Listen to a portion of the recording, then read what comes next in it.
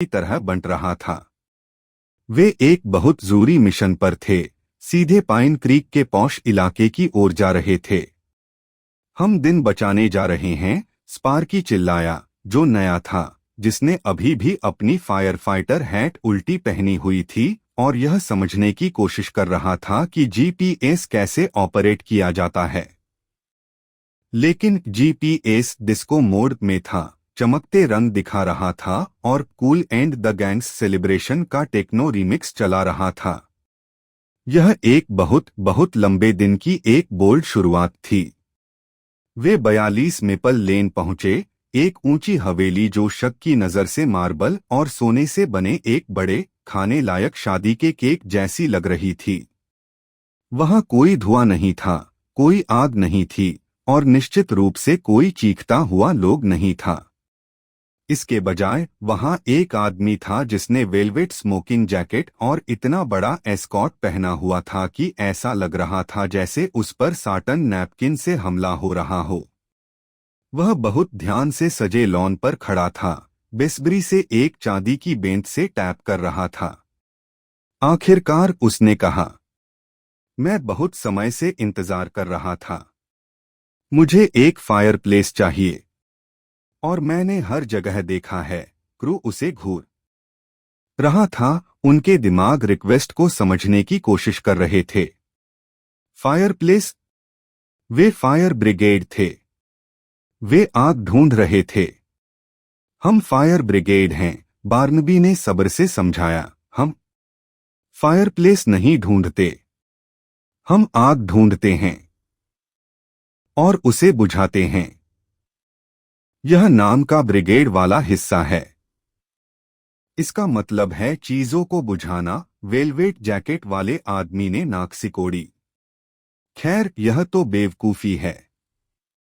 अगर आपको एक देखिए मिस्टर, बार्नाबी रुका, स्पार्की से सलाह ली, जो अभी भी अपनी कोहनी से स्क्रीन को दबाकर जीपीएस को रिप्रोग्राम करने की कोशिश कर रहा था। एस्कलॉट? बहुत सारा एस्कॉट। चलो बस वेलवेट कहते हैं। देखिए मिस्टर वेलवेट, हमारा काम आग से लड़ना है। आग आग हॉट स्टफ का सोर्स ढूंढना। अगर कोई हॉट स्टफ नहीं है तो कोई नौकरी नहीं है।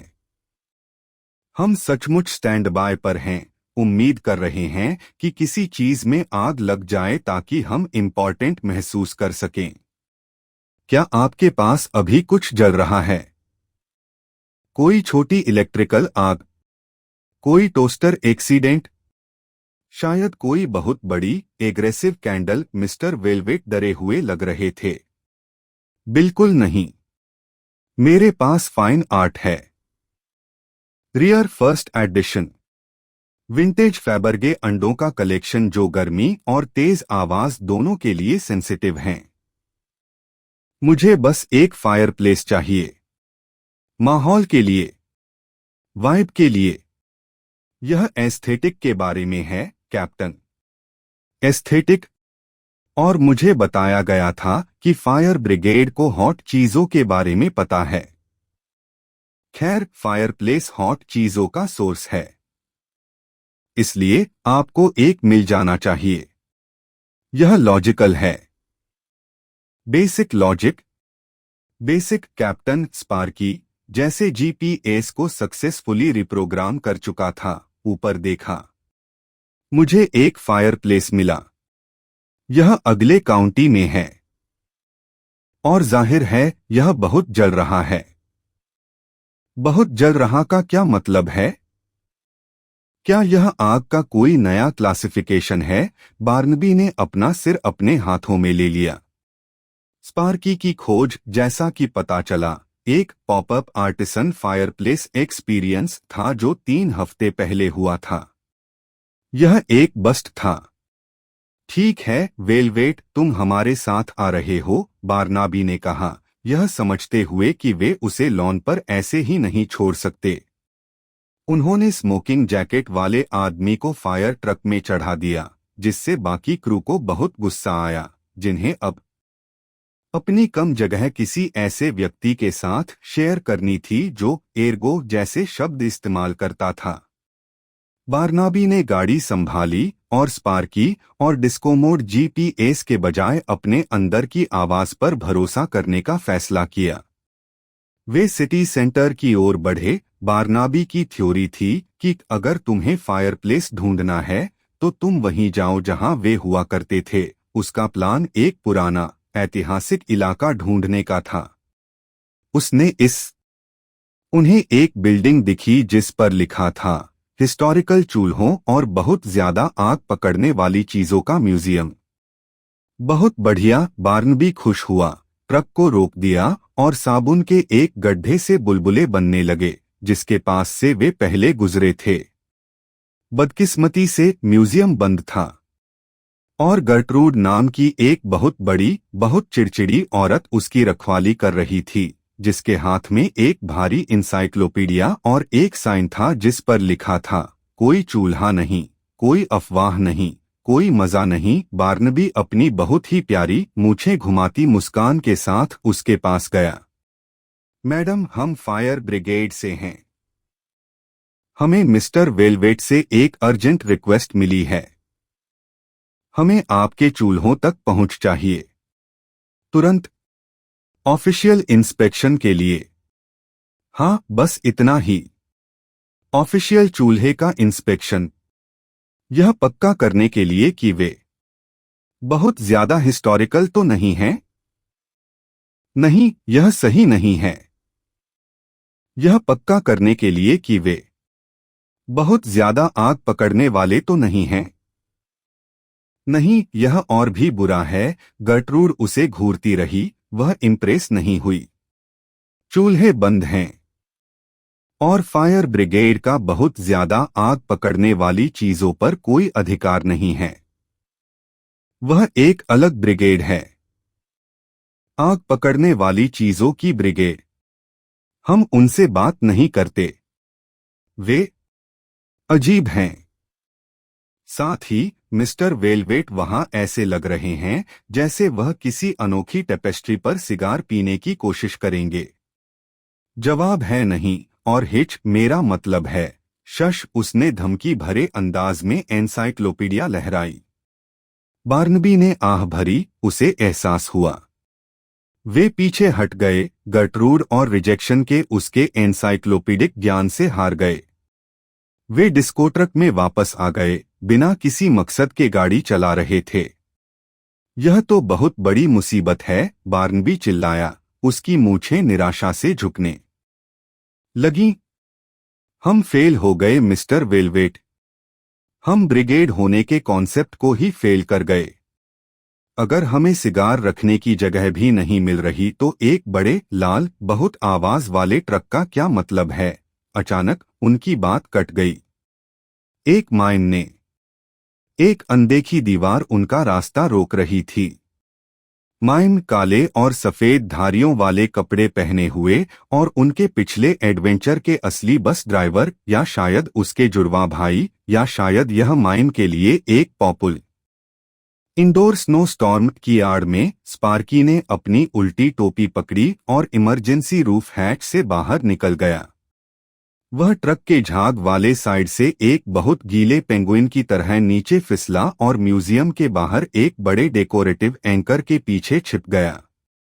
पुलिस और बाथरोब पहनी गर्ट्रूड ट्रक की तरफ दौड़े तो देखा कि सिर्फ झाग वाला कंफ्यूज फायर क्रू अभी भी टेक्नो सायरन रीमिक्स की धीमी पड़ती गूंज सुन रहा था। फायर ब्रिगेड कहाँ है? सार्जेंट ने पूछा, अपनी आंखों से केमिकल झाग पोंछने की कोशिश करते हुए। माइम मास्टर कहाँ है? यह एक नया नाम था। स्पार्की पहले ही पेट के बल रेंग रहा था। उसकी उल्टी टोपी उसकी वेस्ट में एक अजीब ट्रॉफी की तरह घुसी हुई थी। वह लगभग आजाद ही था जब वह सीधे दूसरे माइम की इनविजिबल वॉल से टकरा गया। यह माइम, जो अपने काम में लगा हुआ था, एक इंच भी हिलने से मना कर रहा था। वह बस स्पार्की को आर्टिस्टिक निराशा से घूर रहा था। स्पार्की खड़ा हुआ और माइम की आंखों में देखने लगा। स्पार्की के सिर पर उल्टी टोपी लगी देखकर माइन ने धीरे धीरे अपना कैरेक्टर बदला और थोड़ा सा इज्जत से सिर हिलाया। पुलिस झागदार फायर क्रू की मदद करने में इतनी बिजी थी कि उन्हें उल्टी टोपी पहने आदमी के खिसकने का पता ही नहीं चला। स्पार्की ने किराए की साइकिल पर एक टूरिस्ट को देखा जिसका ध्यान फायर ट्रक की अफरातफरी में था। वह बाइक पर चढ़ गया जिसमें उसकी उल्टी टोपी के लिए एकदम सही साइज की टोकरी थी। वह सूरज डूबने की तरफ पैडल मारता रहा। उसकी उल्टी टोपी हवा में एक छोटे रंगीन झंडे की तरह लहरा रही थी। आखिरी शॉट में फायर ट्रक को खींचकर ले जाते हुए दिखाया गया। सायरन अभी भी हल्के बैंगनी रंग में टिमटिमा रहे थे, जबकि एक रिपोर्टर ने कहा, पुलिस अभी भी उस आदमी को ढूंढ रही है जिसे माइन मास्टर के नाम से जाना जाता है। माना जाता है कि उसके पास फायर होज हैं और उसे कॉमन सेंस की कमी है। स्पार्की ने अपनी जेब में मिले दालचीनी किशमिश वाले बैगल का एक जीत का टुकड़ा खाया। शायद कल वह बुदबुदाया, मैं ट्रेन चलाने की कोशिश करूंगा। यह कितना मुश्किल हो सकता है? यह पटरियों पर है। स्पार्की ने मैप देखा।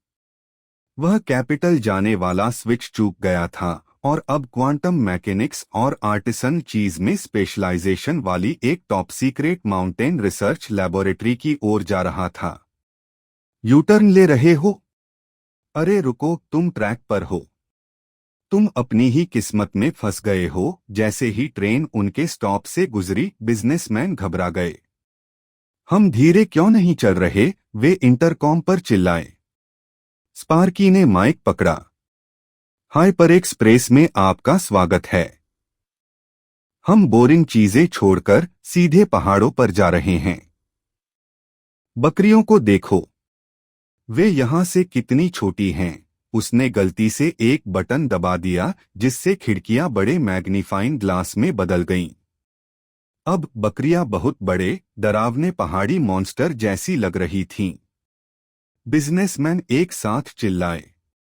ट्रेन एक मजबूत चट्टान की दीवार की तरफ तेजी से बढ़ी। बस यही है, स्पार्की ने अपनी उल्टी टोपी को गले लगाते हुए कहा। लाइन का अंत। आखिरी शानदार टक्कर, लेकिन आखिरी सेकंड में पहाड़ में एक बड़ा आयरिस दरवाजा खुला। ट्रेन एक नियॉन लाइट वाली टनल में घुस गई जो होवरबोर्ड पर साइंटिस्ट से भरी हुई थी। यह क्वांटम रेल प्रोजेक्ट था। ट्रेन अपने आप धीमी हो गई और एक लैब में आराम से शानदार तरीके से रुकी जो साल 3000 के डिस्को जैसी लग रही थी। बिखरे सफेद बालों वाला एक साइंटिस्ट खिड़की तक दौड़ा। परसिवल, तुम जल्दी आ गए। और तुमने एक उल्टी टोपी और उसके ऊपर एक और टोपी लगा ली है। स्पार्की बाहर निकला। उसने अभी भी कंडक्टर की टोपी और उसके नीचे अपनी उल्टी टोपी पहनी हुई थी। बकरियां, उसने धीरे से कहा, वे बहुत बड़ी थीं और रोएदार। साइंटिस्ट खुश हो गए यह सोचकर कि उसका हैरान एक्सप्रेशन एक सफल वार्प ड्राइव टेस्ट का संकेत था। उन्होंने उसे एक सुनहरे गियर के आकार की ट्रॉफी दी। स्पार्की मुस्कुराया। उसे एहसास हुआ कि वह अचानक क्वांटम हीरो बन गया है। उसने अपने हॉट कोको का एक घूंट लिया और सोचने लगा,